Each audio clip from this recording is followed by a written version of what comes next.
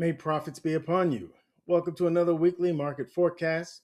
We're looking at the NASDAQ 100. Looking at these NASDAQ futures right now, and we're on the monthly time frame, and it has been up.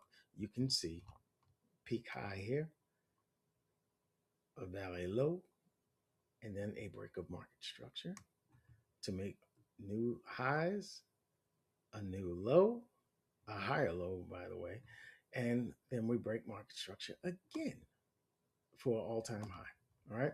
Last 2 months, going into 2 months now. November was closed bearish, and we have a bearish start to the first half of December.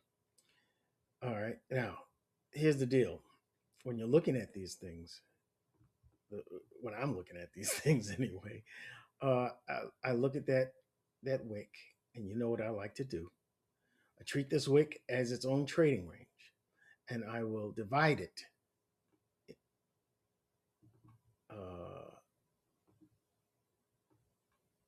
like I'm doing here, right? And I look at the 50% of it. I don't want to see if the bullish trend is to continue. I don't want to see the market close past the 50% of this wick. I want it to respect that 50% and continue higher. Got it? That's on a monthly basis. It ain't going to get down there for some time. It looks like it's heading that way. It doesn't mean it won't. It'll reach. But this is what I don't want to see. I want to see the market take that 50% and make it into quads, right? Quads. Let me see if I can get it right here. There you go. And I want to see if it's going to stay bullish. I want to see that it stays within that first 25%. That's what I want to see. Doesn't mean it's going to happen, but I want to see it respect that 25%, meaning that it's at the beginning. It's at the beginning of this range of that wick, and I want to see how if it's in the 25%, the top 25% of it, it means it's strong. That we have a strong bullish momentum. Okay, gets down to the 50. Doesn't mean it's weaker. It just means it reached further. It might wick down here, but it doesn't. It could still turn around. I want to see it respect that 50%. Anything beyond that, if I get a close below that, we're probably going down to these ascending lows, which is a draw on liquidity to the downside. Okay, I don't want to see that in an uptrend. Okay, now if we go to the weekly, what do we see? Well, if I can get rid of all this mess on my screen, what we can see, oh, you know what? I want to see that 50% back. That's what I want to see. I want to see the 50% of that wick, because that's going to come in handy later on. This is the 50% of the wick on the monthly. All right. I don't want to see price come down that far.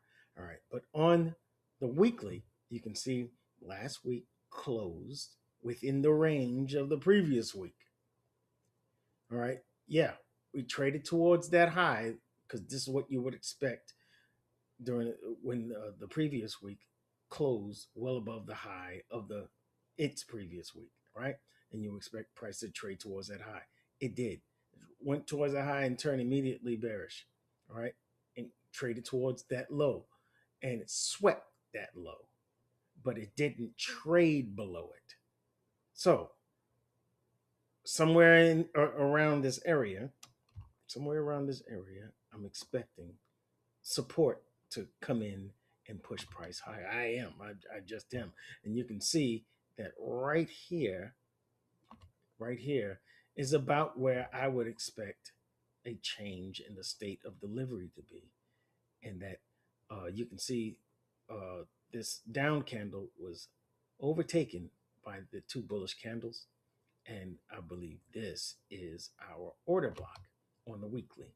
Now, again, with these weekly closes, this one closed within the range, just within the range. All right. If it does go lower than this candle's low, the last week's low, if it does go, I think we're just going to hit, we're going to sting into something rather than trade and close below it. All right. If we go to the daily, this is where we see everything. Okay. Here's that change in the state of delivery here. This is where the order block turn. This is where we see the market,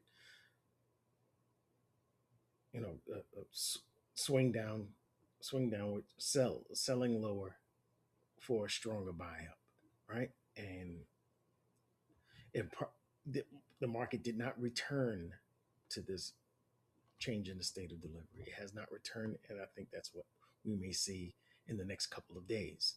All right, probably by Tuesday, we'll see a touchdown. There is a fair value gap where price displaced past the high of that close. I mean, I would say past the open, excuse me, of this candle, of that bearish candle, and we traded until we broke that high. So this area here has not been traded back into, and it is right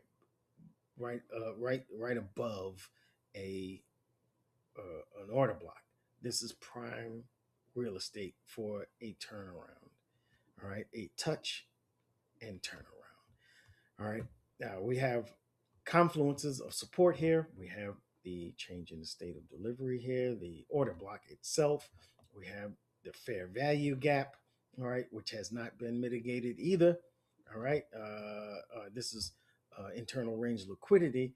And after price takes out external range liquidity at a high, you expect that internal range liquidity to be the next target where it offers fair value, where the market offers fair value, and then we can go back up to the high where we can trade towards these highs. All right, this fair value gap, a bearish fair value gap, I expected the market to trade towards and react to. It never quite reached. We missed it by a few points, like maybe 8 or 9 points. All right, I believe we're going to trade towards that as the next buy side liquidity target. Okay, I hope you're with me on this. So we have these confluences down there. 1, 2, the CISD, the fair value gap. We have a liquidity low that was taken on Friday. I'm looking for price to find good reason to turn around. We got 3 good confluences here, folks. Not to mention that this is the 50% of that monthly wick trading range, right? And I want to see price respect that 50% and stay up above, right around that 25%, which I already demonstrated to you. So I'm looking for prices. I'm looking to buy this dip. That's what I'm looking to do, folks. And I'm wondering if you think that is the right thing to do. All right, let me hear it in the comment section. All right, I do not believe we're going to be trading down towards this low. I don't until I see a close past this 50% of that original analysis I gave you on this huge wick here. All right, I don't think we're getting past that 50%. I do not. All right, if we do, then we'll be trading towards that low, but I don't think that's going to happen though. All right, but who cares what I think? All right, the market doesn't care. All right, I just got to make sure that when it reaches one of these POIs, these places of interest, that I go down to the lower time frame, to the hour, to see if I get a change in the state of delivery, and then I can take it up to the upside. Okay, folks, this is my last video for the day, and I want you to make sure you check out the other videos I already put out prior to this one today. Silver, gold, New Zealand dollar, US dollar, pound, US dollar, euro, USD, and US dollar itself. I did all these analysis, all this analysis. I did it for you. All right, make sure you hit the like and the boost button. Make sure you subscribe if you want to catch all of my updates that I release throughout the week. And I will see you in the next video. Thank you for watching. May profits be upon you.